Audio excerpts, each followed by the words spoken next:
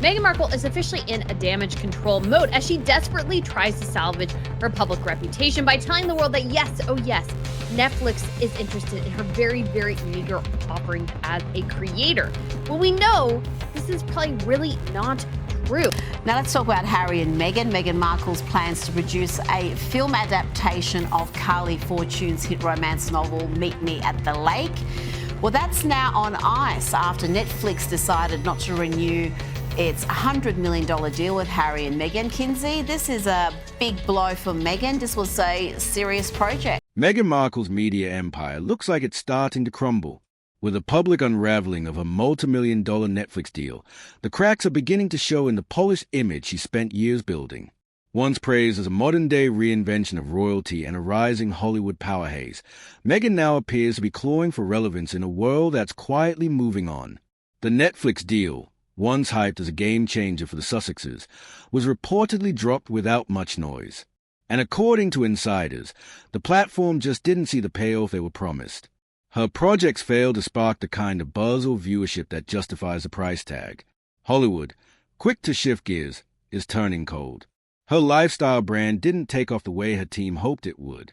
Her public appearances are starting to feel overly polished and less authentic, while the media outlets that once scrambled for exclusive access now seem to be keeping their distance.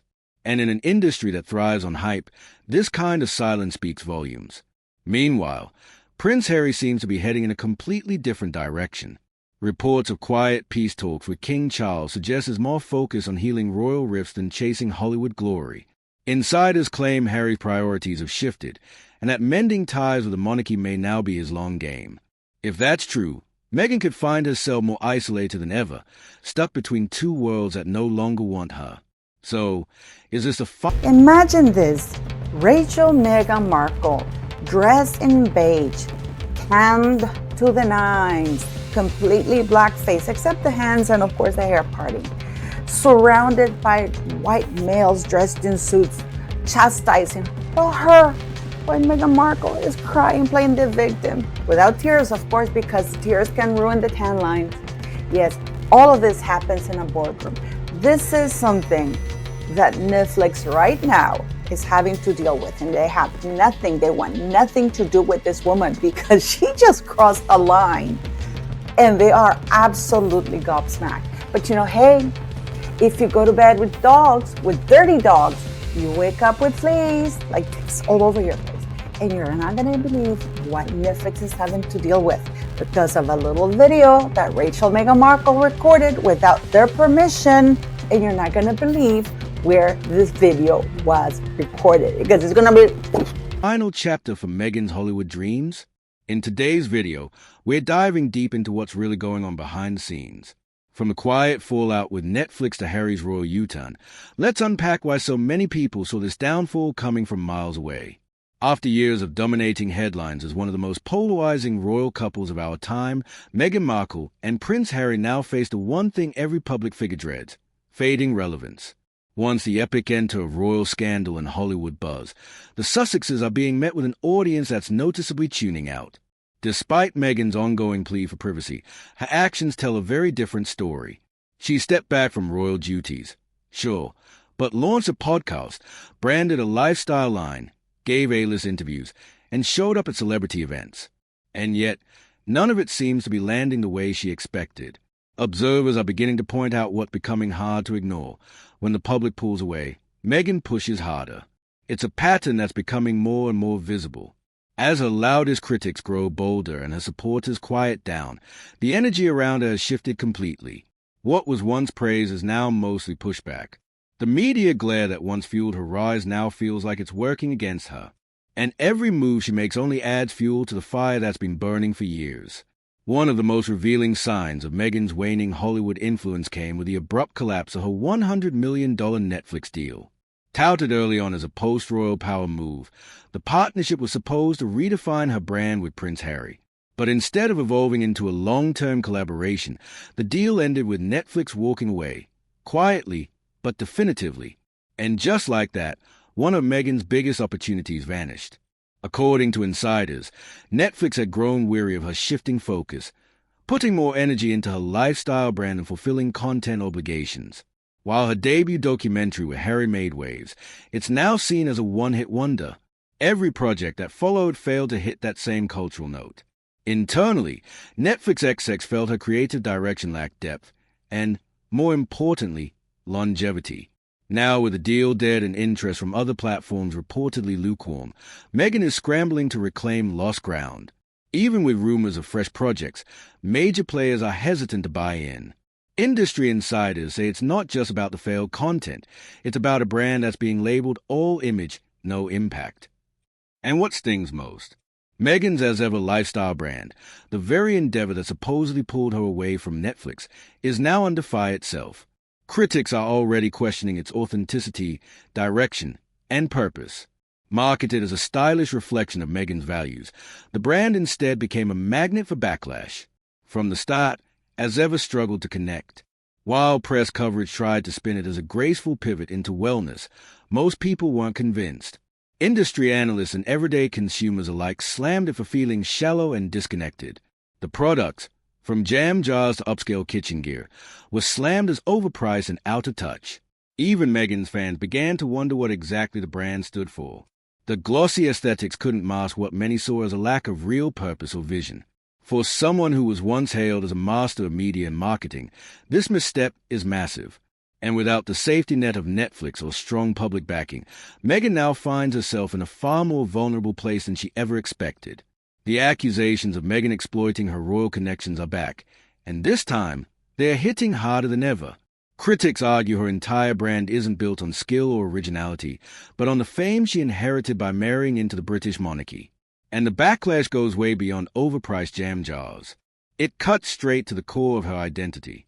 For someone who's constantly preaching authenticity, Meghan's image is now being seen as anything but. That disconnect is proving fatal to her brand credibility, and audiences are starting to walk away. In an age where celebrity vanity projects are getting exposed left and right, Meghan's as ever feels like another failed cash grab.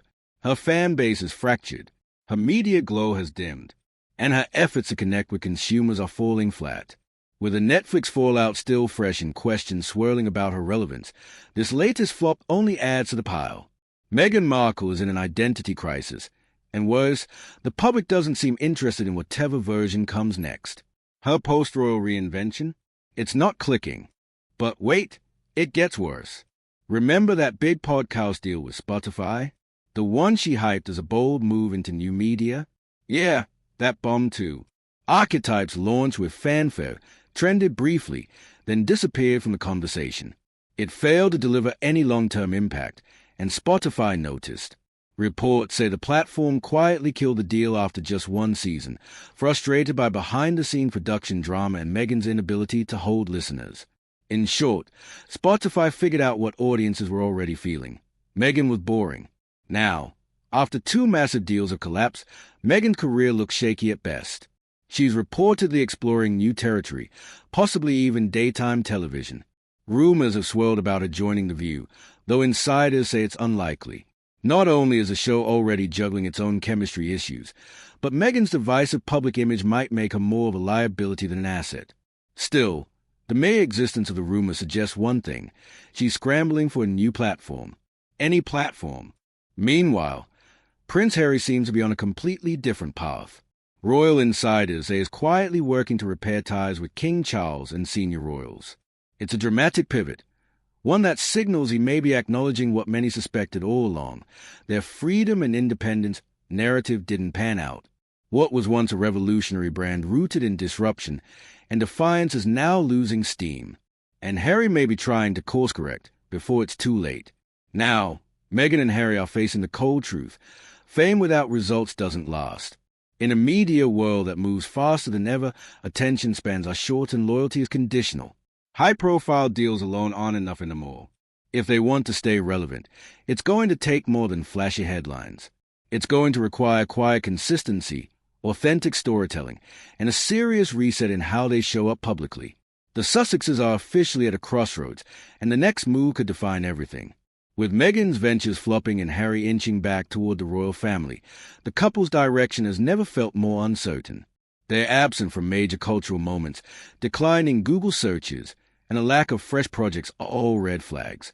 And for a brand built entirely on being seen, this new silence is deafening. At the core of this shift lies a brutal truth. In today's fame economy, relevance is fragile. Without constant engagement and a clear sense of purpose, even the most hyped-up public figures can fade fast. Meghan's latest misfires are a loud wake-up call. The buzz is gone. The novelty has worn off, and the public isn't chasing her story anymore. If the Sussexes want to reclaim control of their narrative, it's time to drop the glitz and get real. No more gimmicks, no more vanity brands. What they need now are meaningful actions, philanthropy that matters, media roles with impact, and a refined public identity that doesn't scream desperation. That's what reinvention looks like in 2025. As for Harry, his rumored efforts to rebuild bridges with King Charles could be a major clue. It's the kind of move that suggests he sees the writing on the wall and knows stability might be the only way forward. Whether it's reconciliation, rebranding, or retreating from the spotlight altogether, one thing is clear. The couple can't keep doing what they've been doing, because the world isn't watching like it used to. So, here's the question. Do Meghan and Harry still hold the power they once did? After years of dominating headlines, their momentum is slipping fast. The Netflix disaster, the failed podcast, the lifestyle brand that flopped, it's no longer a comeback story. It's a PR crisis. Once the faces of royal rebellion, the Sussexes now seem stuck in limbo. And let's be real, the media's already moving on. So is the public. At the end of the day, Meghan Markle's recent downfall shows just how brutal modern fame really is. What once thrived on shock value and disruption is now being tested for its staying power. And if there's no real evolution, the spotlight won't wait. For Meghan and Harry, adapting to this new media reality isn't optional. It's survival. Anyway, what do you think about all this chaos? Drop your thoughts in the comments. Until next time, bye.